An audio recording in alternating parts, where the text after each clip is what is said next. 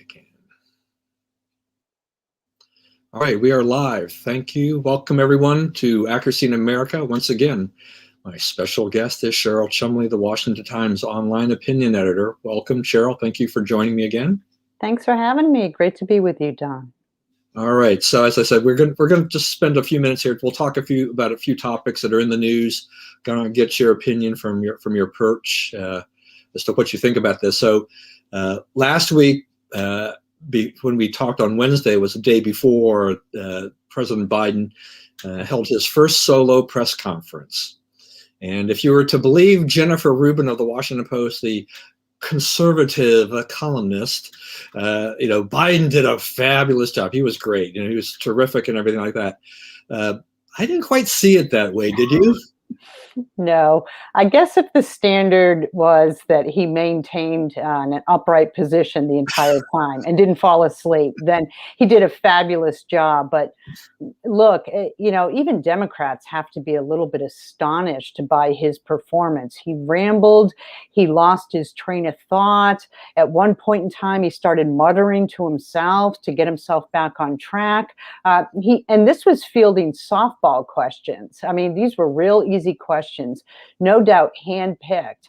And even with that, he had to refer to his notes several times, almost as if he had forgotten even the answers to the softball questions. So this press conference, well, maybe it was humorous to some in America. I just want to point out, the world is watching this, and this is a national security risk when you have world leaders watching our White House commander-in-chief stumble over a softball press conference because Iran, North Korea, China, Russia, they are all taking notes how to exploit this. Yeah, no, that's an excellent point there. I mean, it's just that this is the leader of the free world, as the president has always been known.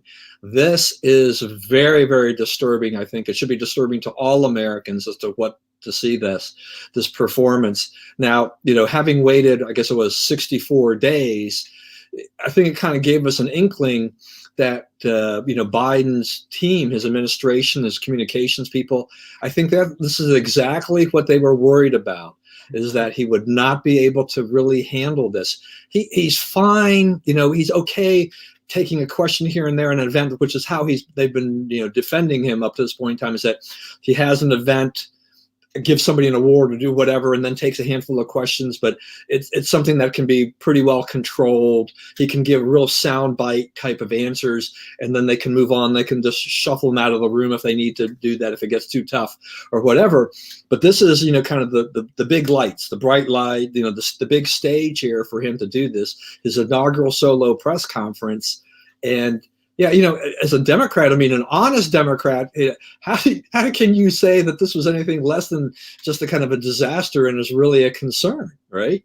Yeah, how can you defend this as a Democrat? That's what I think the intellectually honest Democrats out there have to be a little bit on edge, because yes, this was his first press conference, but he's got a long way to go before the end of his White House term. And as we learned, interestingly enough, during that press conference, he's actually considering a second term, which would make him, 82, 83 when he runs?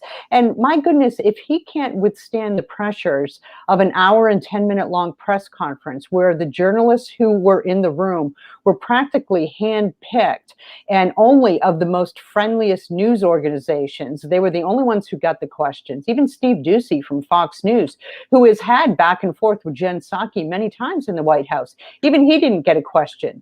But if he can't withstand the pressures of that, then my goodness, just look at the next 3+ years that we have in the works. And really, it's a nail-biting time. Yeah, I don't understand, what went on and transpired there during this press conference. I mean, to see the President of the United States really come with all this material, I thought that was highly unusual, that he had all this stuff to reference, and he struggled with it. I mean, he had those little note cards, but I guess were kind of the talking points. He had the reporters. There were circle. There were pictures of who they were, and I guess where they were sitting, kind of the seating chart. All of these things. So these are the people you ask questions from, and take questions from, and things like that. And here, in case they get the issue, but he couldn't handle it. That's multitasking that even the president. It was too difficult for him to handle all of that. You're right. I mean, an hour and 10 minutes. To stand up there and do that, I don't quite get it. And administration was trying to do a lot of damage control, but you talked about how he lost his train of thought. I mean, I'm sitting there and I'm watching this, and he's talking. I guess it was about the filibuster a little bit, and he goes, and then he loses his train of thought, and he just goes anyway, and then he says, "And we're ready to work." He's trying to salvage that, and you're like, what was that? What happened? and the reference to 120 years in the Senate experience, and it's funny. And I know that though his defenders came out and said, well, he was nervous, and so this is why he stumbled. Well, first off, he's the president of the United States, and Joe Biden has decades of experience in politics, speaking before the public. This is a guy who should be beyond being nervous now. We expect somebody in Joe Biden to be able to stand there and put together some coherent sentences and actually stay on point when he's answering questions from friendly reporters. And he could not do that. So it's disturbing and uncomfortable, to say the least, to see a president behave this way.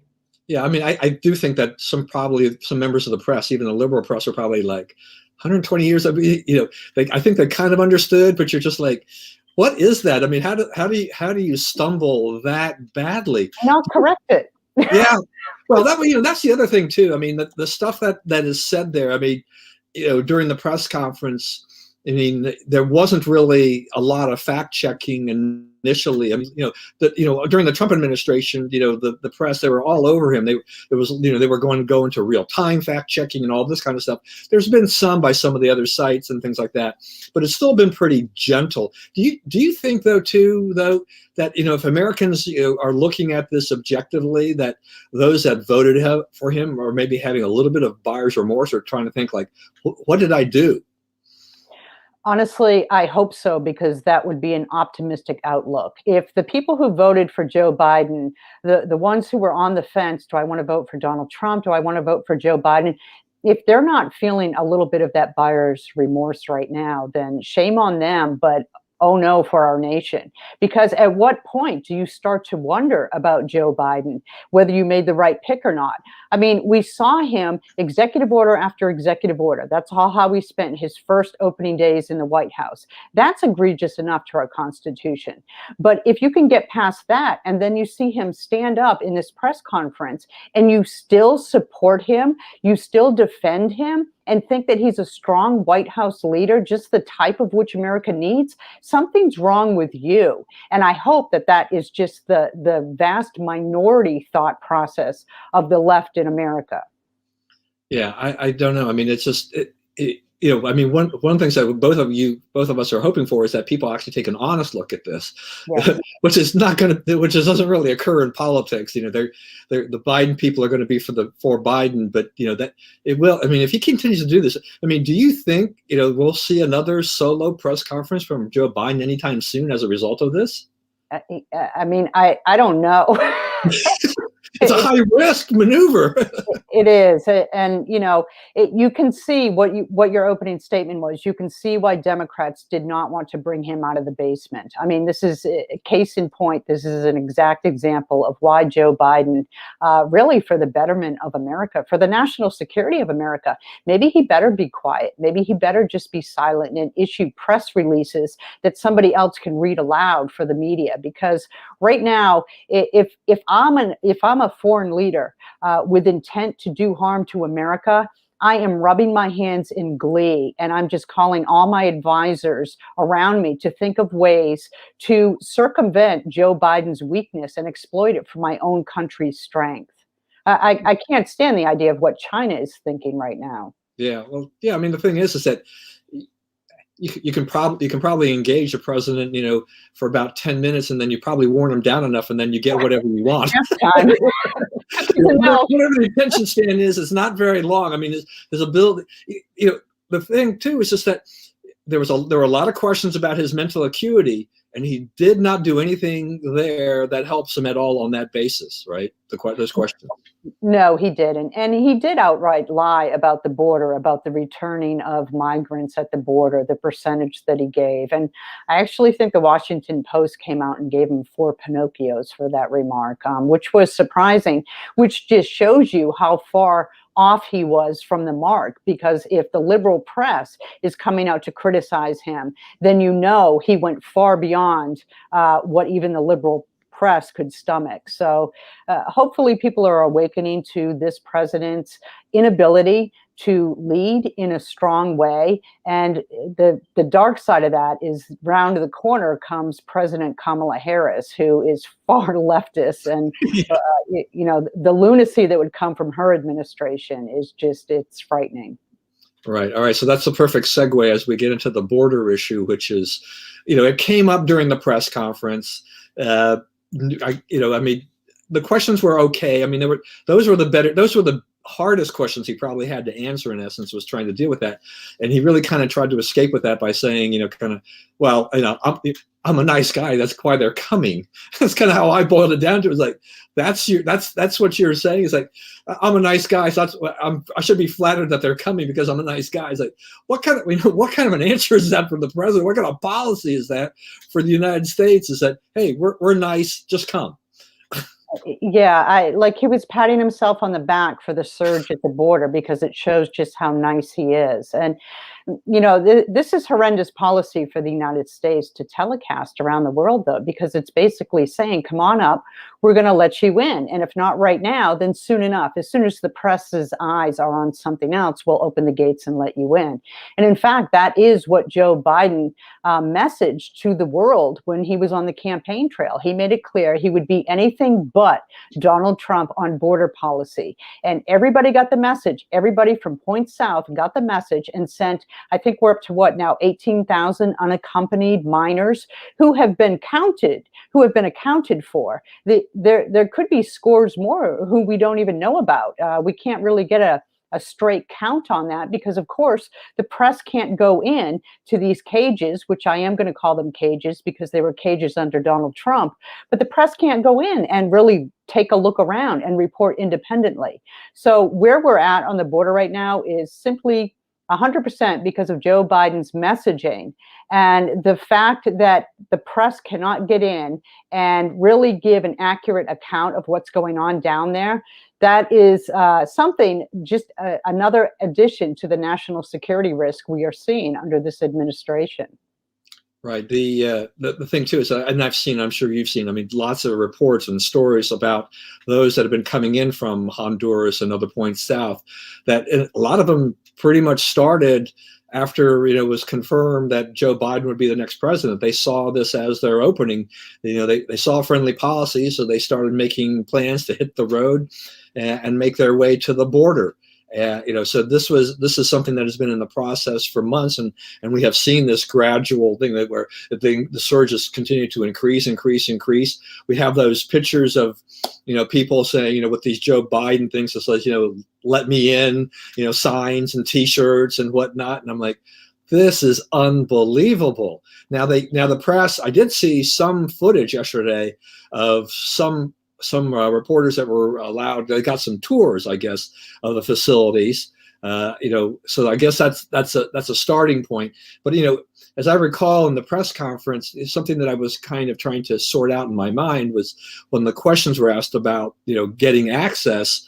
They were saying that they were going to do all they could. That it seemed like he was saying once we had our policies in place, you'd be allowed access to it. But for heaven's sakes, they've been in office for 2 months. He's been rolling back the Trump border policies. What were they waiting for? To me, it's like, I guess they're waiting for something where they can make it all look nice and all fluffy and everything, where it looks all good and it doesn't go back to that. They don't want to get that Trump's in cages, reporting type of thing like that. So they're scrambling to find beds and stuff like that. I saw reports yesterday about The surge is so great that they're having people sleep under bridges because they can't accommodate them. The one facility I think I was watching on Fox News, they were doing this. The agent was saying that it's for minors. It's set up for like 250, and they have 4,000. Other reports saying that they're 700% over capacity. Yeah, this is far worse than anything we saw under the Trump administration. The media hasn't really taken wing of all of this yet, but I think the polls are also showing that Biden is losing support on the border for his policy. It's failing. And where's Kamala Harris? I thought she was supposed to be doing something with this. I think Kamala Harris goes to what you were just saying a couple minutes ago, that they're trying to do some quick damage control and adjust what gets out into the public in terms of reporting on the real border situation. So Kamala Harris is probably down there trying to clean up the cages, trying to space out the minors, trying to send the children into hotels at points north at taxpayer expense, no less, in order to make it appear like there are fewer children at the border than there really are. And I'm sure once she gets the damage control, A-okayed by the feds, by Border Control working under Joe Biden, I'm sure once she gets everything set, that the border will be open for press to go in and do some unaccompanied type of reporting. Right now, what comes out of the border is tightly controlled. It's more like I don't know, it's more like something you would expect from a propaganda outlet from China, how they would lead you in and you would have handlers and controllers to report on what you see. And you're only allowed in certain select areas, the ones that they've had time to cleanse for public viewing. So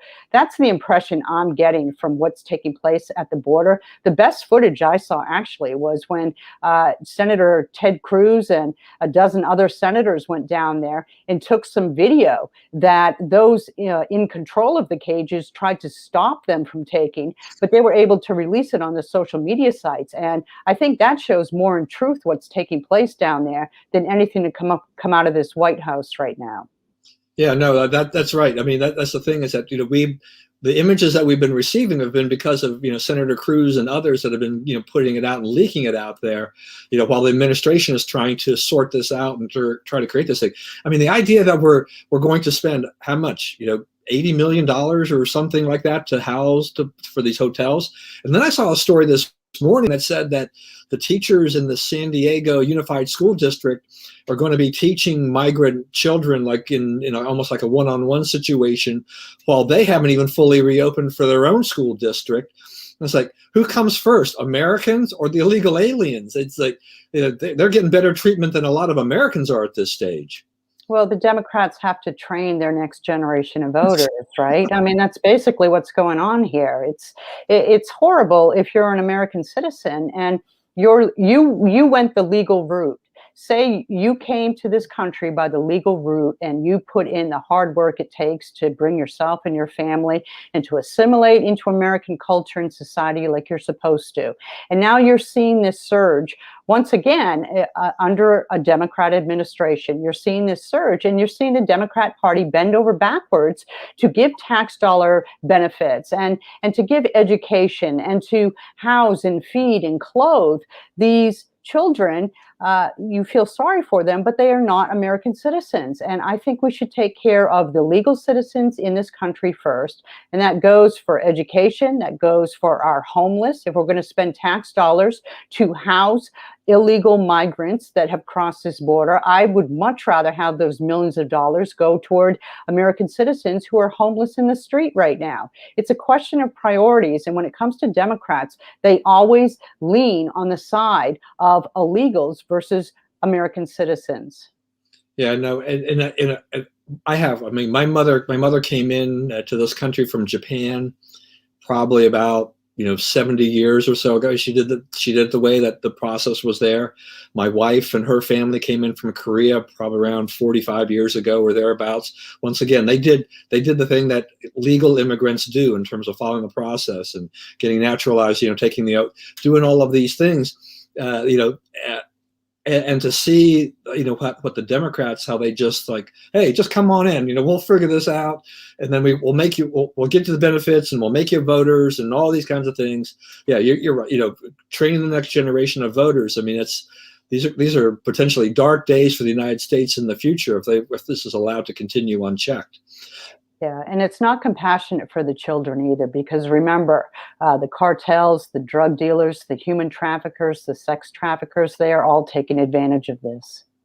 Yeah, I mean, I did see on the report yesterday that the Border Patrol agent was saying that those that are 14 and above are being fingerprinted. I was saying that considering how gangs are, is that you might want to consider going down to the age of like 12 or something like that, because they could easily be 12 or 13 years old coming out of gangs in Central America and coming in here, or getting co-opted by the gangs that are here that are Central American and in origin, and things like that. I mean, I have a feeling that they're gonna see that a lot of these kids, unfortunately, in the future, will be popping up again in their database, for criminal activity. It's an unfortunate situation that's going to come to pass.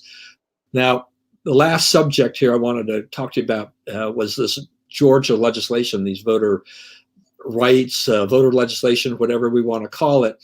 The media, the Democrats they're just going crazy on this, with the whole voter suppression, yada, yada, yada, things that they've been talking about for a long time. Governor Kemp signed off this thing. It's, the Georgia state legislature wanted to tighten up a few things and do things, but as a friend pointed out to me last night, he said Georgia has something like 17 days of early voting. New Jersey has 9. So who's suppressing voters? Yeah, and the fact that the Democrats are painting this as the modern day Jim Crow it's laughable. I mean, first off, Jim Crow it would have to target a certain race. And all this bill does, all this new law does, is it tightens voting regulations for everybody. And these are common sense tightening. It doesn't restrict voters in any way. I know the mainstream media has been talking it up about the fact that you can't hand out water bottles in line, as if that's some sort of torture that now voters are being forced to endure. And you can't bring your own water bottle? I mean, of course you can. We're talking about electioneering, and they're making a big deal out of passing out water bottles in lines. And as if people aren't smart enough to bring their own water bottle if they want one. So if you go back and you look at the video of that Democratic lawmaker who was so obnoxiously banging on the governor's door while he was trying to live stream the symbolic event of signing into law this bill. It was crazy, and it was a setup pushed by the NAACP to further the agenda and the talking points for the water carriers in the media now, to talk about how this was completely aimed at squashing the Black vote. And everything about this bill is common sense. Everything about this law now is common sense. And it's something that really should be replicated by states around the nation. Yeah. I mean, or it's not actually Jim Crow. According to President Biden, it's Jim Eagle. Yeah. Which was yet another bizarre moment from the press conference. It was. Like, what in the heck is that? He's just like, he had to compare crow to eagle. He was looking for a bird.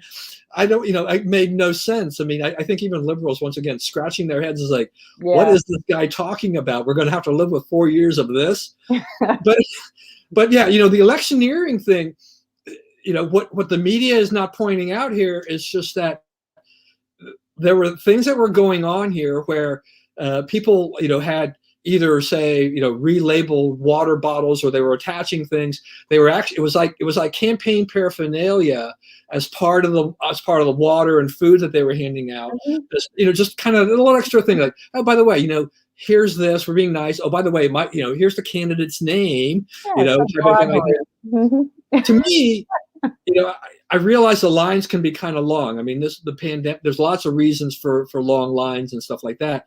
But, having been and worked polls, since I was a kid, it's always stark in my memory when I go to a polling place whether or not I'm a voter or whether or not I'm a poll worker, working for, a campaign or whatever, there's a sign that says no electioneering beyond this point. You can't hand out literature. We know that's the no-go zone. Well, if you're just walking by a campaign table or a campaign worker to go in to vote, or you're going to get ready to line up, that's one thing. But to me, I think you can say that if you're actually in line to vote, you're now, I would treat that as if you're also inside waiting to be ready to vote. You're now into the no electioneering zone at that point. Get your stuff before you line up to go in to vote. That's it. That type of a thing. It's a little bit of a nuance, but they continue to just, the media just continues. I think that's good. Carry the water for these guys and just completely blow this out of proportion as to what it is. They complained about this voter ID type of issue with the absentee ballots versus the signature match. The signature matching was horrible. They had lots of problems with that. The Georgian voters have to have ID anyway to vote. Just provide them with that ID. If they have to provide it when they go to vote in person, what is the problem of providing it when you're voting by mail, or an absentee? I don't understand what the problem there is. And then they had the other issue about, the ballot boxes, restrictions on those. But a lot of these rules, a lot of things that happened here during this last election were pandemic related. A lot of easing of rules and expansion of things because people didn't want to vote in person, all kinds of issues. They're just trying to come ahead here and tighten a few things up and say, look, we are not going to be in a pandemic mode forever. Therefore, we need to secure the ballots. We need to make sure that election integrity is important, ballot security, all this kind of thing.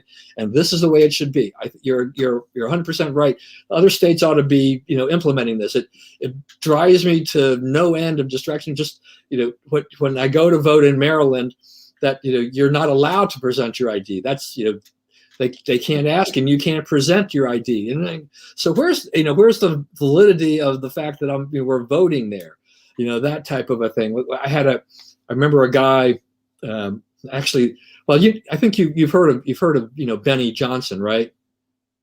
I'm not sure. Well, Benny's been around. He's been at BuzzFeed. He's been a national. He does a lot of video. He's made his name doing a lot of video, going in and doing a lot of interesting things and stuff like that over the years. And when he was interning with us, he and another guy, they went out and they went to DC, and they actually were able to obtain a ballot by. He said I'm Eric Holder, and they actually gave him a ballot. Now he didn't vote, so he didn't break any laws by. Right. But they actually the DC registration, they actually gave him a ballot to vote.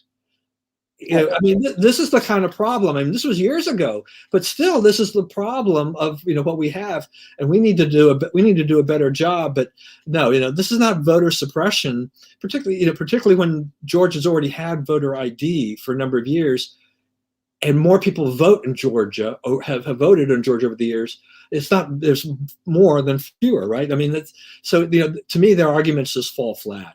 They do fall flat. And really, you have to remember, though, that Democrats want to create this chaos over elections because it works in their favor. The Georgia stipulations that you refer to are just, they're small and slight. You don't even have to, when you send in your mail-in ballot, you don't have to provide an image of your ID. You just have to provide the number. So if you don't have a copier or you don't have access to some sort of copy machine, all you have to do is write down the number and they'll check it for you. The precinct boxes, the ballot boxes, it's common sense. They are just going to be located inside the precincts. So they're not just going to be out there on the street where anybody walking by can dump in a ballot. That's common sense. It gives that extra layer of accountability, which is exactly what Democrats don't want. And this is why they are fighting this so hard. All right, we have reached the end of our time. I think that was good. That was a great discussion. A lot of good information done here, taken care of here. Thank you once again, Cheryl, for joining. Thanks for those that joined us here as well live. Appreciate it, and we'll do it again as the news is. I think the news under the Biden administration it won't stop coming, right? No, It'll make for It'll make Happy for interesting Easter to you. conversation. Yeah. All right, and for those, make sure you follow Cheryl and watch what she's doing at the Washington Times. The Washington Times is holding the line, holding the fort for us on the conservative side. Thank you Thanks. for everything that you do. All right, we'll see you again. Thanks so much. Bye now. Bye bye.